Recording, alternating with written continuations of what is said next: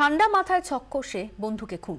Class 9-এর দুই কিশোরের হারহিম করা প্ল্যানিং চমকে দিচ্ছে তদন্তকারীদেরও। আচমকা আক্রোশ নয়, তদন্তকারীরা বলছেন দেবাশিস খুনের পেছনে ছিল ঠান্ডা মাথার প্ল্যান। ব্লুপ্রিন্ট তৈরি হয় সরস্বতী পুজোর দিনে। সরস্বতী পুজোর দিনকে ওরা এসে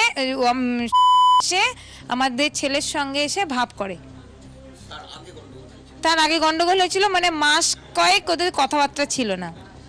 এবার ওরা পরিকল্পনা তখন থেকেই করেছে। আর সেজন্যই বনদিঘির পাড়ে 4 ফুট লম্বা, 1.5 ফুট চওড়া, 1 ফুট গভীর গর্ত খুঁড়ে রাখে দুই বন্ধু। কিন্তু সেদিন মাসির বাড়ি বেড়াতে যাওয়ার কথা থাকায় সুযোগ হয়নি। বরাত চড়ে বেঁচে যায় দেবাশিস। জেরায় দেবাশিসের দুই বন্ধু স্বীকার করেছে, পরিকল্পনা করে দেবাশিসের সঙ্গে ঝামেলা মিটিয়ে ভাব জমানোর চেষ্টা করে ওই দুজন।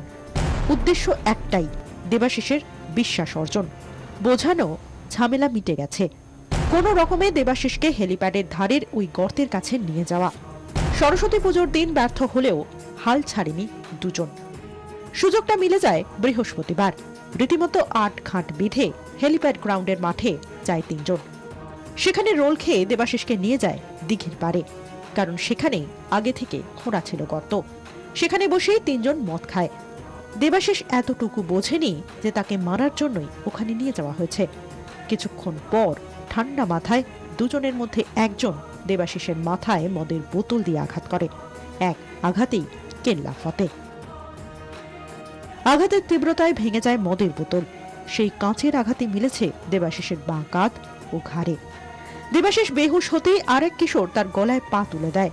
শ্বাস রোধ করে খুন করা হয় তাকে। তারপর গর্তে দেহ ফেলে মাটি দিয়ে বুঝিয়ে দেয় দুই কিশোর, আর দেবাশিসের সাইকেল ফেলে দেয় উল্টো দিকের ধান মাঠে। অন্যান্য দিনের মতো বৃহস্পতিবারও নির্দিষ্ট সময় বাড়ি পৌঁছে যায় দুজনেই।